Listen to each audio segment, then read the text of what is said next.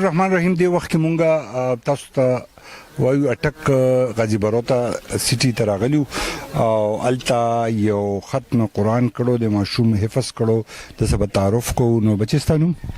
احمد اکمل. او تا حفظ وکړو خو ناظره دې وکړه؟ حفظ. ماشاءالله.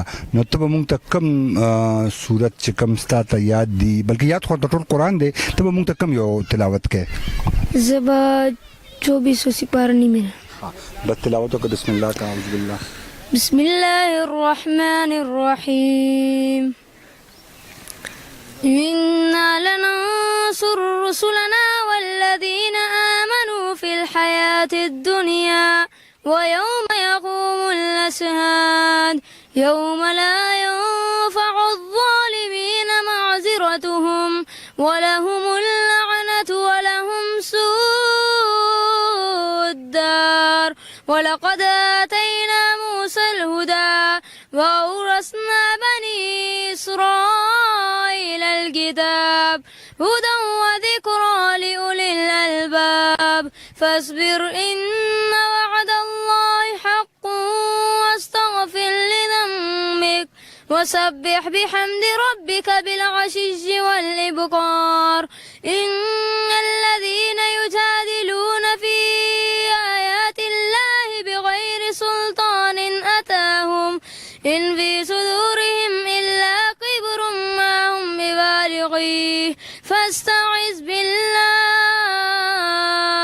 إنه هو السميع البصير.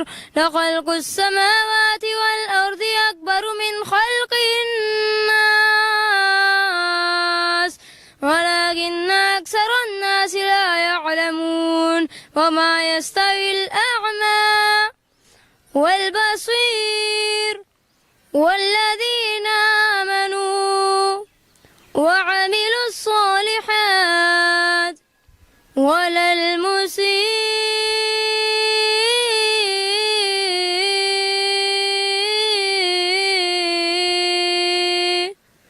قليلا ما تتذكرون. صدق الله العظیم. جزاک الله. دا ماشومو تاسو تلاوت وره د مونږه فخر کله کوو په بچو چې د مونږ ته خپویم وي د انګریزي سره دونی وي، خو هغه بچي بیا د مور پلار پکاريږي نه چونکه ورپسې راغشتي د کورون لوباسي. نو اکمل صاحب ته راشه مونږ ته د دې دغه ووایه. نه مونږ سره دوه خبرې به د بچي په لړ کې کوې. ستا ذهن کې څه راغلو چې تا په د دین د علم وکړو؟ لکه خلک خو انګلیش میډیمونو ته زور کوي. یاره جی که تاسو سوچو کوئ نو نن سبا دا کمپټیشن روان دی چې یاره زما بچی دی ډاکټر جوړ شي، زما بچی دی انجینیر جوړ شي، پایلټ ته جوړ شي، دا جوړ شي، هغه جوړ شي. خو که انسان سوچو کې نو هر څه پاتې دي او د هغې جهان دپاره څه کول پکار دي.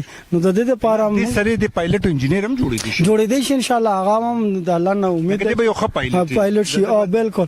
او دا خو مطلب چې یو ماشوم حفظ وکړي نو هغه ذهن بالکل کولاو شي او هر طرف ته هغه چې کوم دي که نه اپیک کوي.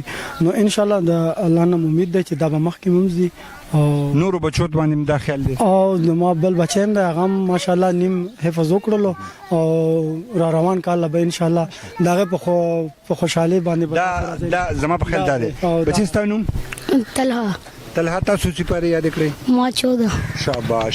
نو دغه جذبه پکار د مونږ لا او ورسره دنیوي تعلیم په خپل ځای ابم کو هو دین اول دی بیا دنیا دا او راځي چې اوسوي چې کوم د خیرات کړي دی دغه د خسته مخو خور هو تاسو ته خیمه یو حلوه پخ کړو د دې حلوه فارموله به تاسو کوم. راځي مهرباني.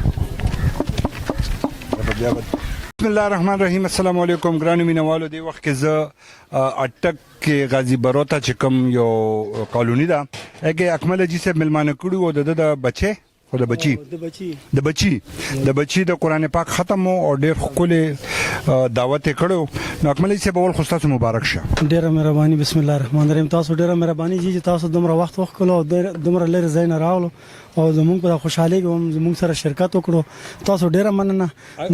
اکمل صاحب دا راته د پخلی والا کسان ماشاءالله ډېر ښکلی پخلی کړو او د حلوا لګو خیا زما د کیمرمن ته وایم په دې باندې دا لګیا د کووا چې کنه لګ نږدې که زوم کا ټول وخه په خپل ځای ډېره اعلی روجي په خپل ځای ډېره اعلی خو بیا هم نمبر چې ورکو نو زه د حلوا له ما سلو کې 200 نمبر ورکړی نو دا چا پخ کړی چې هغه کوک څنګه غپو لګو تا پخ کړی ها ضیاءالدین صاحب ته موږ ته وایي د دې حلوا دا فارمولا دا جی سوجي دا هغه په ململ کپړه کې وباسو د هغې نه چاڼ کو مخکې هغه سوجي چې 12 غنټې مخکې خوشته کو هغې نه ټول دغه دا کچره مچره چې کوم د پاسه چلکه ملکې هغه ته چاڼ شي او غورځوو چې کوم خالص دغه د دې هغه بیا جی حلوا پخه کو هغې نه پاس دا کوه دا ډرای فروټ وغیره دا مونږ په اینډ کې اچو په دې او دا چې پاډر نو د دې نه انشاءالله تعالی ښه بهترینه دینا مم خیه نو په